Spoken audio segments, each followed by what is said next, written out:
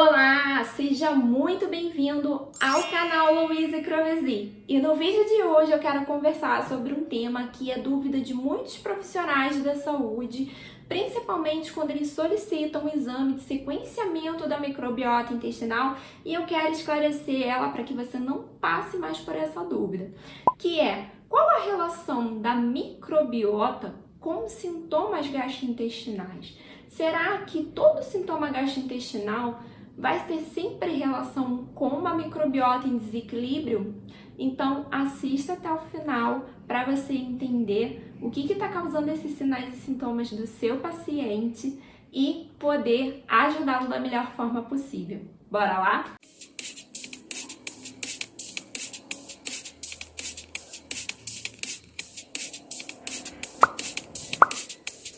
Bom, Nutri, há sim uma correlação de sinais e sintomas com uma microbiota em desbiose. Porém, a gente precisa entender que nem todo sinal e sintoma que seu paciente tem gastrointestinal vai ser por conta da microbiota. Muitas vezes as pessoas já fazem essa correlação imediatamente de que se o paciente tem flatulência é porque ele está ali com uma microbiota em desequilíbrio, está com muitas bactérias fermentadoras e que precisa intervir com probiótico para resolver isso. Porém, não necessariamente isso reflete uma desbiose na microbiota intestinal. Algo muito interessante é que existem pacientes que têm desbiose intestinal, eles têm ali demonstrado no exame de sequenciamento da microbiota que realmente há um desequilíbrio, que ele tem mais bactérias pró-inflamatórias, que as bactérias marcadoras de saúde estão reduzidas, que ele tem baixa diversidade, que realmente ele tem várias alterações nesse perfil dessa microbiota que leva a essa desbiose. E não necessariamente ele tem sintomas gastrointestinais. Eu já vi isso na minha prática clínica, do indivíduo não ter sintoma nenhum. E quando faz o exame, a microbiota dele está extremamente bagunçada. E isso tem muita relação com outros fatores, que não necessariamente sinais e sintomas vão ter essa relação de certeza de que é desbiose que seu paciente tem e que está levando aqueles sinais e sintomas. Eu sempre falo para vocês que a anamnese ela pode te ajudar a detectar a desbiose, que a gente pode entender se tem alguma alteração, que os sinais e sintomas eles são um ponto importante para a gente avaliar, mas como eu sempre também enfatizo, isso é um método indireto e que a gente não tem como ter total certeza de que aqueles sinais e sintomas é da desbiose e afirmar 100% que ele tem uma desbiose. E um outro ponto é que eu nunca avalio isoladamente sinais e sintomas. Eu avalio em conjunto com outras questões, como por exemplo o estilo de vida desse paciente, que isso já vai me dizer se ele tem risco sim de desbiose. Eu avalio também como é o funcionamento intestinal, se ele tem intolerâncias alimentares e se ele está consumindo esses alimentos, porque às vezes ele pode estar apresentando sinais de flatulência, diarreia, distensão abdominal, dor abdominal, porque ele já tem uma intolerância à lactose diagnosticada e ele insiste em consumir esses alimentos. Então, não necessariamente significa que a microbiota dele está em desbiose. Óbvio que quando a gente consome esses elementos que o nosso corpo não consegue digerir muito bem, isso pode causar alterações sim no perfil da microbiota, mas também não é uma verdade absoluta e que vai acontecer em todo mundo. A gente volta para aquela tecla da individualidade, cada ser é único. E o exame do sequenciamento, ele vai te mostrar e confirmar se realmente aqueles sintomas têm relação com uma desbiose ou se são outras questões. Por exemplo, é muito comum pacientes que têm constipação, por conta de não evacuar diariamente, eles terem uma distensão abdominal e terem flatulência, por conta ali de não estar eliminando aquilo ali. E os gases que naturalmente são produzidos diariamente pela microbiota não conseguem sair como sairia normalmente, porque a gente tem fezes no meio do caminho impedindo essa eliminação natural. Então, com isso, Esses sintomas podem estar ocorrendo por conta dessa constipação e não necessariamente por conta de uma desbiose que esse paciente tem. E que nem sempre pacientes com constipação vão ter desbiose. Isso aumenta os riscos e as chances de ele ter alterações no seu perfil da microbiota, mas que nem sempre necessariamente são alterações negativas. Então a gente precisa ter esse olhar crítico e entender que os sinais e sintomas eles são um importante elemento para a gente avaliar, mas a gente precisa ter esse raciocínio e tentar entender o que está acontecendo ali dentro.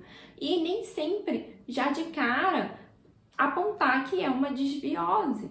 Eu já vi, inclusive utilizando o meu questionário que eu tenho para detectar a desbiose, pessoas que tinham alguns sintomas gastrointestinais, poucos, mas que não tinham ali outros fatores de risco para desbiose e que não classificava desbiose e que ao fazer o exame isso se confirmou. Era uma pessoa que tinha um equilíbrio da microbiota e que aqueles sinais e sintomas eram ocasionados de outras questões muito relacionadas ao tipo de alimentação que ele tem. Um outro ponto que a gente tem que entender é que a fermentação excessiva pela nossa microbiota nem sempre significa que é o aumento de bactérias ruins. A gente tem muitas bactérias benéficas no nosso intestino, como por exemplo a Phycallium prausnitzii, que é uma bactéria muito benéfica que vem sendo estudada até de tentar produzir um probiótico dela, de tantos benefícios que ela tem. Ela é uma bactéria fermentadora que produz o butirato, que é um ácido graxo de cadeia curta. E toda essa metabolização que ela faz do substrato que é oferecido a ela, ela acaba produzindo gases, que pode ser responsável por essa maior fermentação que está acontecendo por uma bactéria benéfica. Uma outra bactéria que também causa flatulência, esse aumento de gases que pode levar à distensão abdominal, é a Prevotella, as bactérias do gênero Prevotella.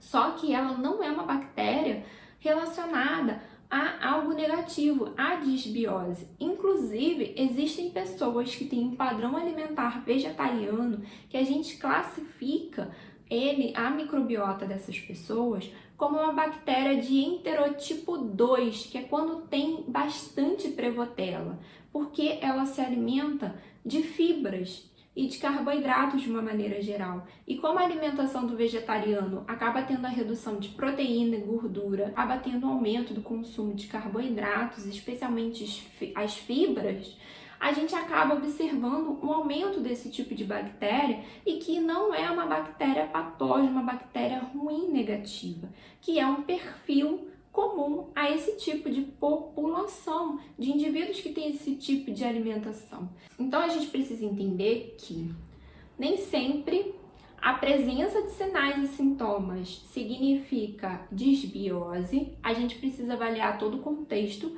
No caso daqueles pacientes que a gente não solicita o exame de sequenciamento, porque a gente também não precisa estar solicitando esse exame para todo mundo. Tem situações específicas, né? Então, a gente pode avaliar dessa forma indireta e solicitar para aqueles pacientes onde a gente precisa entender melhor o que está acontecendo ali dentro para a gente ter um direcionamento melhor. E um outro ponto é que a ausência de sinais e sintomas gastrointestinais não significa microbiota saudável. Às vezes, essa microbiota está em desequilíbrio, mas não está tendo essa sinalização. E esse paciente pode ter sintomas extragastrointestinais. Então, cada indivíduo reage de uma forma a toda essa alteração na microbiota.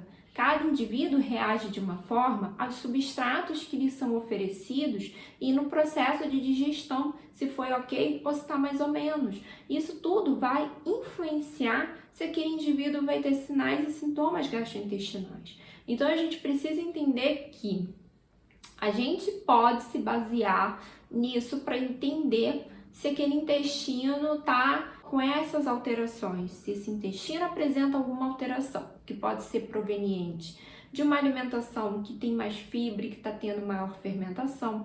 Pode ser alterações provenientes a intolerâncias alimentares, sensibilidades alimentares, pode ser uma alteração por conta de doenças intestinais, como síndrome do intestino irritável, a doença inflamatória intestinal, que muitas vezes vem associada com algum grau de alteração nessa microbiota.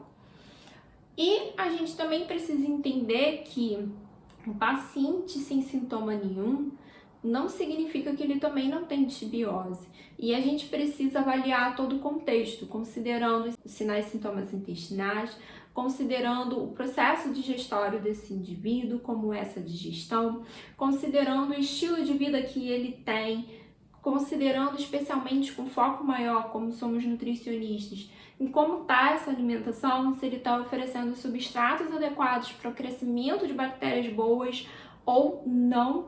E um outro ponto importante é se ele utiliza medicações ou tem alguma doença que pode também impactar a microbiota intestinal. Hoje a gente sabe que existe uma via de mão dupla, que não necessariamente uma microbiota alterada sempre vai levar ao desenvolvimento de doenças, mas que as doenças que a gente desenvolve podem promover alteração na nossa microbiota também, em que a gente não sabe quem chegou primeiro, a doença ou a microbiota alterada. O que a gente sabe é que a microbiota alterada vai alimentar essa doença, independente de se ela veio antes ou depois. Então é muito importante a gente ter esses entendimentos, isso bem claro, para a gente saber que toda vez que a gente faz um diagnóstico de disbiose por meio da anamnese, a gente não está tendo 100% de certeza de que realmente é uma disbiose, mas que, como o tratamento de disbiose ele inclui um estilo de vida mais saudável, a gente não vai ter nenhum impacto negativo se a gente não fez ali um diagnóstico correto e imaginou que ele tem disbiose, na verdade aquele paciente não tem. Porque a gente vai fazer mudanças que seriam feitas independentes de qual o objetivo e de se seu paciente tem ou não disbiose. Bom, eu espero que vocês tenham gostado desse vídeo. É sempre bom a gente estar estudando, entendendo melhor como funciona tudo. Na prática, analisando os exames de sequenciamento, a gente começa a visualizar que cada indivíduo vai ter uma resposta diferente, então acaba sendo uma caixinha de surpresa. E por isso que a nutrição de precisão ela é muito interessante para nos ajudar, principalmente em casos que são mais complicados e difíceis da gente entender o que está acontecendo. E aí eu já vou deixar um convite aqui para você. Se você quiser que eu grave um vídeo falando sobre quais situações a gente pode prescrever o sequenciamento da microbiota intestinal, coloca aqui embaixo para mim. Eu quero. Quanto mais eu quero a gente tiver aqui nos comentários, eu vou estar produzindo esse vídeo e publicando para te ajudar na tomada de decisão de que paciente seria interessante eu solicitar esse exame para você saber como também utilizar essa informação de forma rica. A gente não precisa sair solicitando para todos os pacientes. Então, a gente sempre tem os públicos-alvos que são interessantes a gente entender um pouquinho melhor o que está acontecendo ali. Se vocês quiserem, então coloca aqui, eu quero. E já faço o convite para você que não está inscrito no canal. Se inscreve aqui no canal, a gente tem vídeo toda terça, toda quinta. Então vem fazer parte dessa família maravilhosa para você ter acesso a todos esses vídeos interessantes. E também acione o sininho para que você possa receber a notificação de quando tiver vídeo novo por aqui. A gente se vê no próximo vídeo. Um grande beijo, tchau!